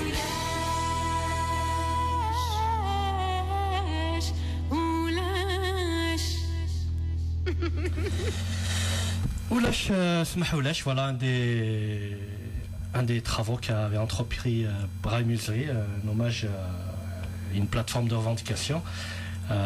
Hakim?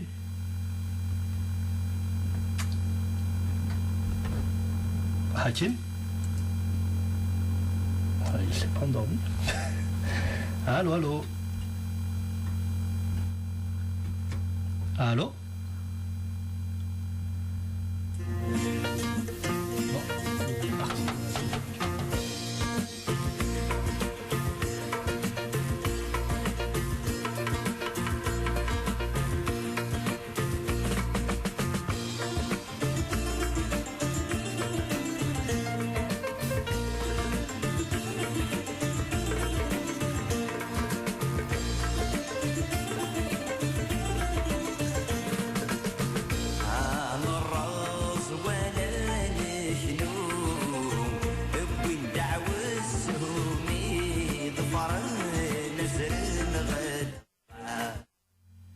Alors on va essayer de le reprendre. Allô? Allô Hakim? Allô, allô? Je pense qu'on a perdu. Hakim? Allô? Allez, on va essayer de le reprendre.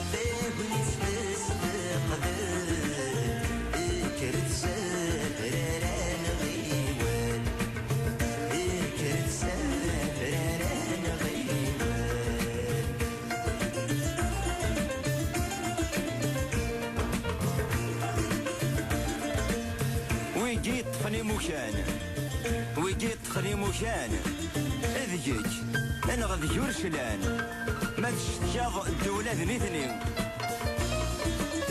قول غندس غارني زرمان ارلو زرماي مقل السلطان ارتمو غلي بوش نسولي ورسعون ري محدان يغيال كرسنا مكران اسمع يفاك ولي مدي الكوري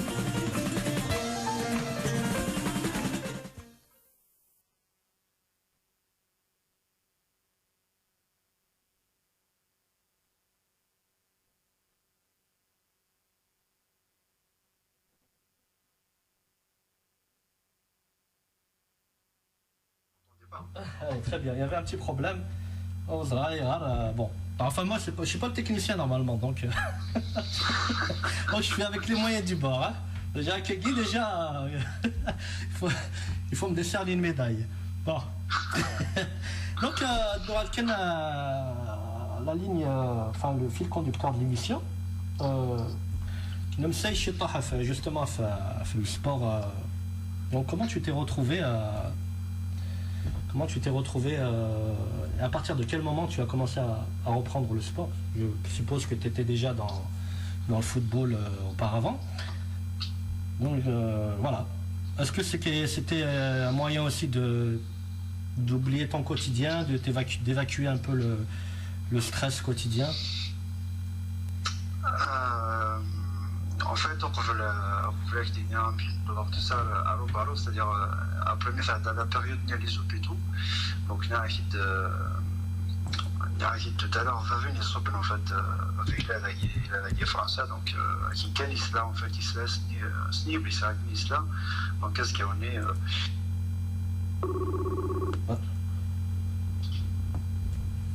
tu m'entends? Ouais. Accélère. Qu'est-ce qu'on est du coup, et donc après la période d'urgence entre parenthèses. Après, il fallait faire de la rééducation, il fallait faire beaucoup de rééducation. Tu reprends tout à zéro, c'est cool. La manière d'écrire, la manière de lire, c'est avec le braille, pour ceux qui le connaissent. Le braille, c'est l'écriture et la lecture pour les non-voyants. Donc tout ça, qui est avant, tu vois. Et puis il fallait apprendre le français. Bon, le français n'est moi زاد ماشي كل تعرف حسابهم فعرفت وذايا quoi, il y a pas ça 1 heure de français dans 2 heures par semaine en calendrier amphithénien. Donc c'était vraiment pas, j'avais pas un bon niveau, du coup voilà, il fallait réapprendre tout, vraiment tout. Et le sport en fait au début non, c'était pas une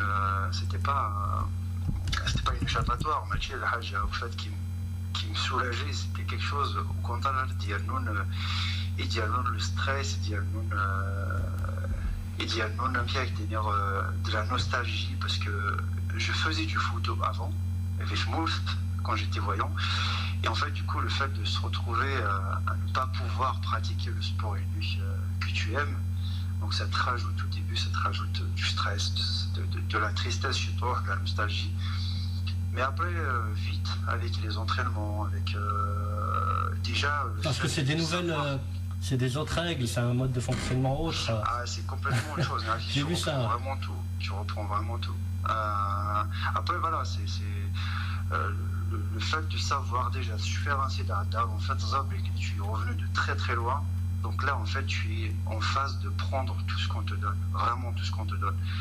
Quelque chose de rien du tout qui va te permettre de faire du sport, tu le prends, quelque chose qui va te permettre de lire, d'écrire, de communiquer, tu es preneur tout simplement. Et donc après avec les entraînements, avec la régularité aussi, chose que tu n'as pas, je crois, alors qu'elle est d'énerve. Ah, tu l'as, ça. Je vais te la raconter, après tu reprends le fil conducteur. Juste pour que... Alors, là tu m'envoies... Tu gardes, il y a une fléchette, il a quelque chose. J'étais obligé de te tacler, Et en plus, tu tacles, toi, t'es un défenseur. Avec tout ça, en fait, tu arrives à prendre plaisir finalement, à reprendre, à jouer au foot avec d'autres repères. Mais à force, tu commences à prendre plaisir. Et dès que tu commences à prendre plaisir avec Hadja, c'est que c'est la bonne chose en fait à faire. Du coup, voilà, je suis arrivé comme ça dans le foot. Bah, je vais te raconter juste mon anecdote. Hein. J'ai arrêté le football en 2002, 2003, un truc comme ça, je me rappelle plus trop. J'ai repris une fois, j'ai arrêté, puis j'ai fait un entraînement, je me suis claqué. Puis j'ai repris à peu près une année après, j'ai fait 3-4 entraînements, ça. J'ai arrêté définitivement. Moi j'ai enquillé les kilos, voilà. Et il me dit, le long du fleuve, je me suis dit, je vais reprendre un petit peu. J'ai mis le short, les baskets, toutes neuves, des nouvelles baskets. Et j'ai commencé à courir, et au bout de 500 mètres, je tirais la langue. Et il y en a un sné d'Azral. Donc je tirais la langue et à un moment il y a 3 femmes, elles m'ont dépassé. Il y en a qui m'arrêtent. Alors ça a coulé, je me suis arrêté, je suis rentré à la maison. Et depuis j'ai laissé le short et les chaussures dans le placard. Voilà. L'humiliation suprême. Ah oui, là. Ça m'a cassé le moral, voilà. Donc pour la petite anecdote. Ouais. Non mais voilà, en fait c'est ce que je dis en général par rapport à et là c'est un message par rapport à Louis qui sont confrontés justement à des choses qui font qu'ils reprennent tout à zéro. L'espoir fait vivre, c'est vrai, l'espoir fait vivre, mais l'espoir fait réaliser aussi beaucoup de choses. Il faut pas se dire que donc ça y est, c'est la fin du monde. Il faut vraiment se battre, tout simplement en fait, se battre, et après bon, il faut avoir la chance d'avoir un bon entourage aussi. J'insiste en fait sur ce côté-là parce que Kiné personnellement c'est quelque chose qui m'a beaucoup aidé, et je sais que sans cet entourage je serais forcément pas là. Donc voilà, c'est quelque chose en fait c'est pas la même chose, tu vois, l'effort c'est pas le même. Du coup tu te relèves forcément plus vite et tu es beaucoup plus stable sur tes jambes après. Mais il faut avoir espoir. Il va falloir que tu me donnes des conseils, hein, ça, parce que j'y arrive pas.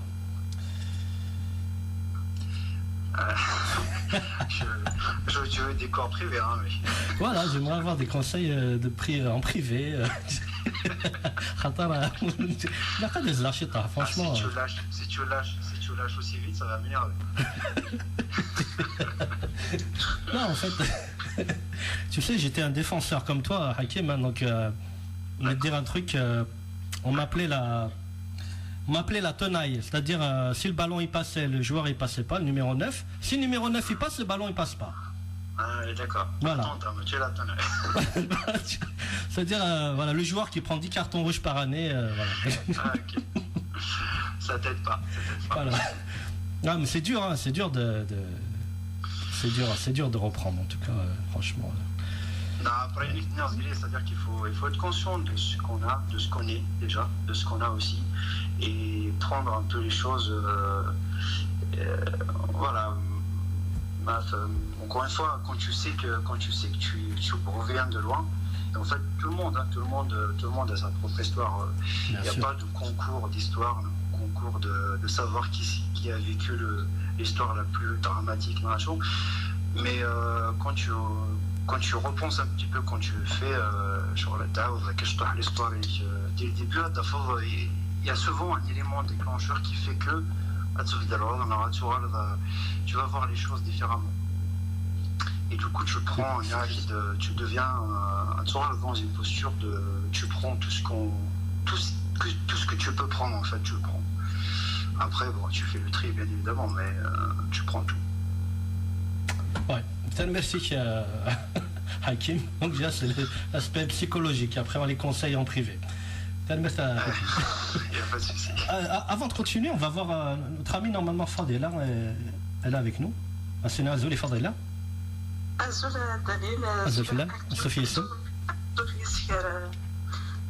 انا كليا سي كان دار في مورث القبائل اللي فرنسا مثلا تحسيس كاع ثما لا تغا القبائله الماجوريتي ديال القبائله اللي تحسيسن ويا بدنا الطرف الالجيري بون كيش بيطربي تما كان القبائله انا اللي تحسيسن ممكن القبائله اللي كانت دار القبائله اللي فرنسا بون تهضر في الاودينس اللي يدنا لا الاودينس رومين داكي فيا لا اف ام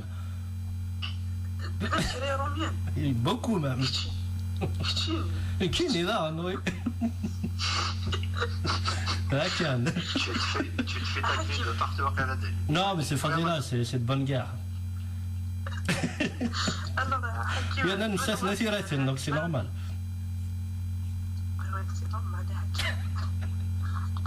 مالوغ les commentaires qui viennent sur la toile. Sur les cartes d'exercice à travers les ondes, malheureusement on n'a pas mais de toute façon, Hakim, tu les as émus, tu les as tous émus. Mais Hakim, le drame, il va le transférer ici, en France. ولا شوون الشروارة ولا شوون أصلاً وقالوا لي même التعليق في مطول هكا سي doit pas être facile d'estimer mais أشكرنا كل أيوز أشكرنا برافو مش عدّا تاش واحد فينا نديق سعدّا تاش واحد فينا نشدّا في غبالي فرحنا كيكون من الغباليسات ولا لا فاسون ميم لا فاسون كي تهضر ماشي زريب لا شونس يسير يتويا بوكو en même temps قررت d'ailleurs في نيفو دي لا تيلي ولا الانترفيوز دي لا تيلي كنا comme quoi ça de naissance كي الناس ميديروا لوديشمون هي 17 ans يخلي لي في السنة في فرنسا كاين حكيم personnellement, j'avais un père non-voyant. D'accord. Un père non-voyant, qui a été torturé. Donc, je sais ce que c'est. C'est-à-dire, c'est une chose avec un non-voyant. Qui a la chance, si c'est. Là, c'est une chance dans tu l'as dit maintes fois. Tu avais un entourage qui a. Donc, l'entourage. La psychologie, c'est-à-dire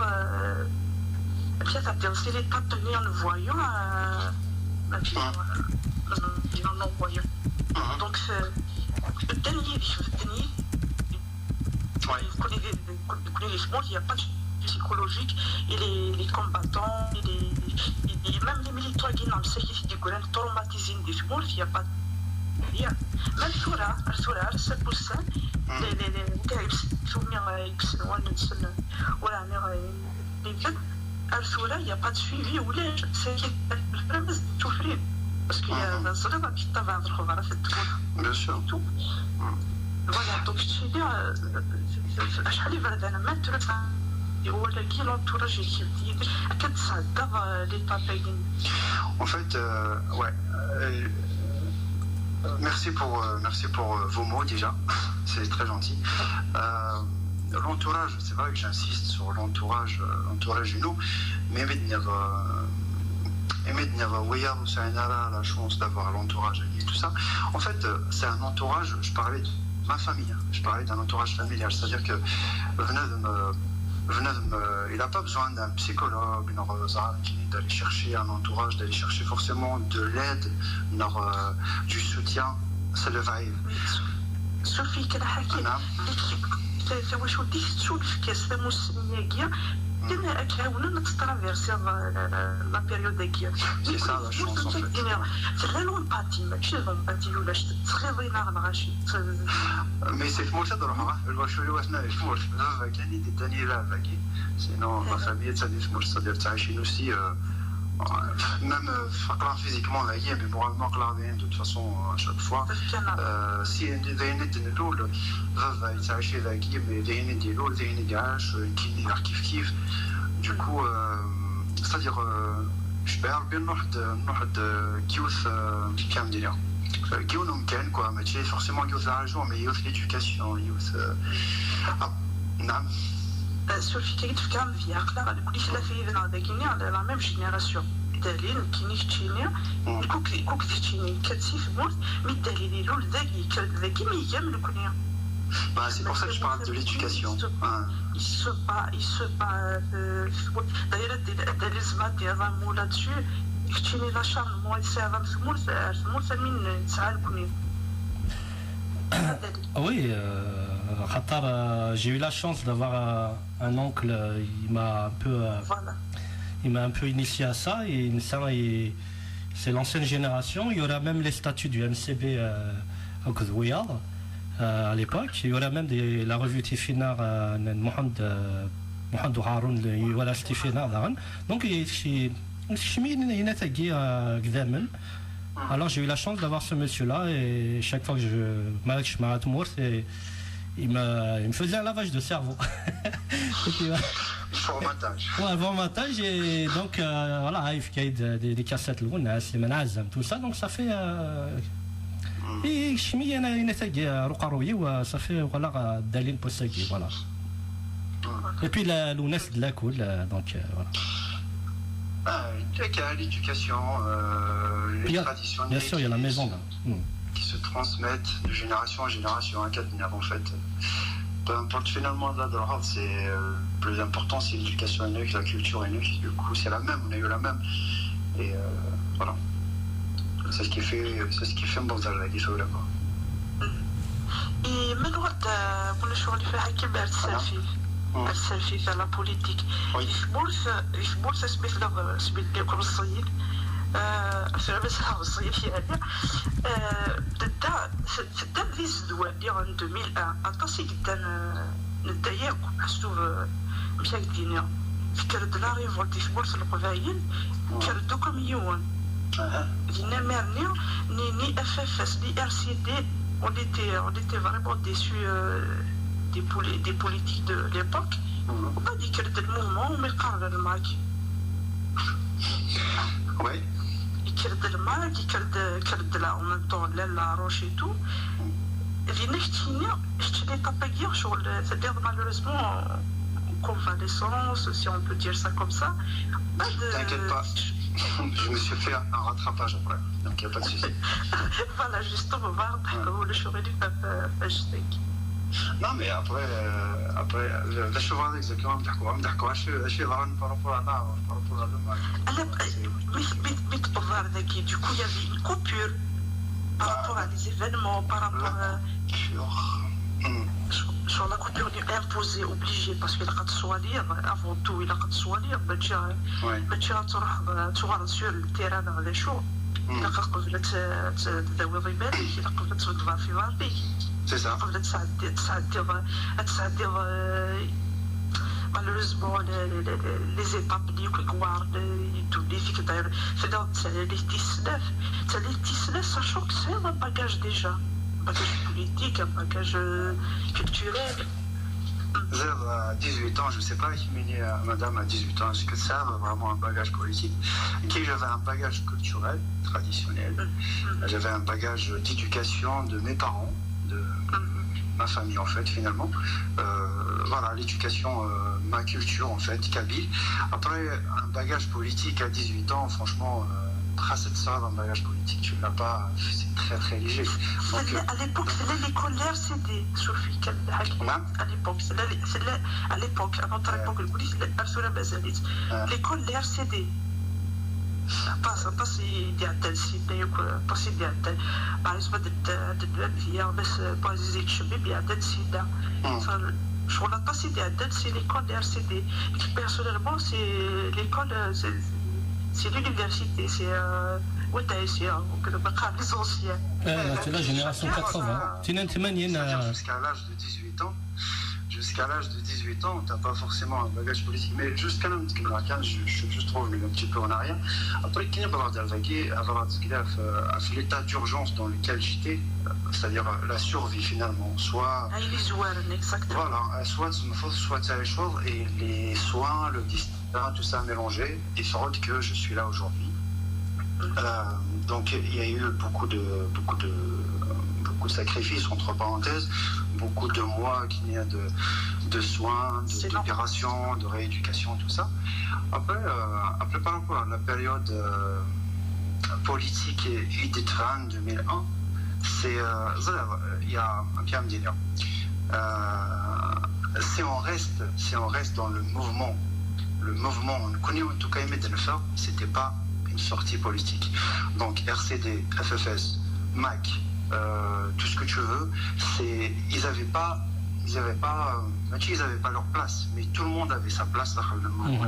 C'est un mouvement qui était destiné à tout le monde. Et d'ailleurs, Hakim Krendiouk, il voit qu'il y a avant tout. Oui, d'accord, donc en fait, Assagui, Bachak Diner va pour défendre les idées de telle ou de telle partie, de telle ou de telle personne. Non, Hakim, on aimerait juste savoir comment. Est-ce que tu te tenais au courant quand tu étais là? Parce que je suppose qu'au début. Mais après, est-ce que tu as essayé de faire un rattrapage, essayer de comprendre ce qui s'est passé, pourquoi on en est arrivé là, où en était le dialogue, l'état de la Kabylie, l'état des jeunes blessés, tout ça? Malheureusement, à la période de Nimek Nazvili, j'ai fait un rattrapage, c'est-à-dire que mon père, il me tenait au courant, parce que j'étais en convalescence pendant longtemps. Il y a Oral Rasmouch pour la première fois en 2002, peu de temps après. Vraiment peu de temps. Au mois de mai 2001, Oral pour la première fois, avec Bavan Oral au mars 2002. Tu vois, donc 10 mois après. Donc, en fait, la situation a été encore Mazdal Imirni Moussana Febouakni Mazdal de Moussar par rapport à ce Savalkent. Donc, la Harouche, ils étaient actifs. La Harouche, c'était un mouvement qui fait un mouvement de Kabylie, si tu veux, MAC, RCD, FFS, tout ça. Enfin, il n'y avait pas de. C'est après que c'est devenu un mouvement chez toi politisé. Chez toi, il y en a, c'est pour aller revendiquer la plateforme d'Arsol avec le gouvernement, que c'est devenu politique. Il y a eu beaucoup de choses, voilà. Il y a eu beaucoup de choses. Bon, pour répondre à ta question, si j'ai fait un rattrapage, si j'ai compris, là, c'est que je perds bien personne. Je dis bien personne. Qui tu veux, qui que ce soit, va poser la question à qui tu veux pour essayer de comprendre qu'est-ce qui s'est passé. Je pense qu'il y a un gros point d'interrogation sur cette phase de l'histoire. Peut-être qu'un jour on saura la vérité, en fait. On saura à Chouror, ça s'est arrêté d'un coup. Chouror, il y a eu un frein à main, en fait, à ce moment-là. Mais aujourd'hui, je n'aurais pas la prétention de te dire que c'est à Chouror. Et je pense qu'il n'y a pas beaucoup de personnes qui vont l'avoir. Non, bah après, pourquoi ça s'est arrêté? Bon, comme tout mouvement ou comme toute révolte, à un moment, il y a un creux. Mais nous, on aimerait bien savoir pourquoi on a donné l'ordre de tirer et à quelle fin, tout simplement. Et que, surtout, ceux qui ont tiré soient jugés devant l'histoire. Ah non, ça c'est autre chose. Ça c'est l'aboutissement. Si tu veux, le Mac, j'ai perçu des intonations, en fait, politique, Mac un peu. Oui, bien sûr, il n'y a pas de souci, il n'y a aucun problème. Mais, quel que soit le projet personnel personnel ou pas personnel, ou collectif, d'un parti politique qui va venir d'Algérie, le seul que je vais peut-être écouter, non, que je vais peut-être suivre, j'ai bien dit peut-être, suivre, c'est celui qui va revendiquer la justice par rapport à ce qui s'est passé, les Schmolf, en 2001, avant de venir poser les frontières, de faire des élections présidentielles, de faire des élections législatives, tout ça. Enfin, je veux dire, la personne qui va venir venger dans le sens justice. Hein. Je ne parle pas de prendre les armes, d'aller tuer tel ou tel. Je parle de justice. La personne elle a dit ça, elle est elle juge nous dire en 2001, cette personne, je vais l'écouter, je vais peut-être marcher avec sans problème. Mais sans que ça soit fait, personne au monde va me convaincre de le suivre pour tel ou tel projet. Ça, c'est ma vision guinéenne. Mais ça n'engage que moi. Et Hakim, justement, que penses-tu des personnalités ou des partis ou même des individualités qui essayent de récupérer la lutte de 2001 et qui en même temps omet de demander justice et réparation et par rapport à ce qui s'est passé. Voilà. Aujourd'hui, on essaie quand même de, voilà, on dit que voilà 2001, 80, c'est voilà, il faut oublier, voilà. Donc, Non, ça rejoint un petit peu ce que je viens de dire. 80, 2001, tous les événements en fait qui ont secoué cette Kabylie pour l'Algérie. Pour la voilà, tu vois, pour la culture kabyle, on parle de culture berbère pour tout le Maghreb. Donc, c'était pour ça. Donc, oui, le seul élément peut-être qui va pouvoir récupérer Favient 2001, Favient 80, c'est l'histoire. En fait, c'est le seul qui sera capable et qui va le faire d'ailleurs. Mais sinon, les partis politiques, écoute, j'aurais juste envie de dire que je pense sincèrement que tout le monde se bat avec ses moyens. C'est pas forcément de la méchanceté dès le début. Non.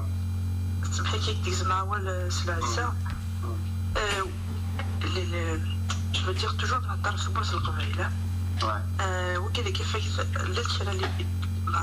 les partis politiques algériens بحذافل دالوك البوار واللي كيما انا راش البورصة القبيل le mouvement pour l'indépendance de la Kabylie il a été créé à partir de là il a وصفي من يرانا وصفي من يرانا البورصة القبيل بالبوار الجزائري ولاش صباح ولاش الشورى مالو كذاكي ما يلو الشورى مالو كذاكي لو كنا ولا مشى نسفهم ليه لا يهولاش بارتير لا بلاتفورم بالقصه. C'est une revendication de l'Arrache Fadila, ماشي le MAC. D'ailleurs le MAC il était version autonomiste, ماشي indépendantiste à l'époque. Et voilà, mais de toute façon c'est parti de là. من غناباش ذاير ولاش سماح سي ابارتي pour l'autonomie ديالو الفهم باسكو وين غادي تحسنوا كي Non, ça tout le monde le dit, ou là, tout le monde le dit. Si tu veux,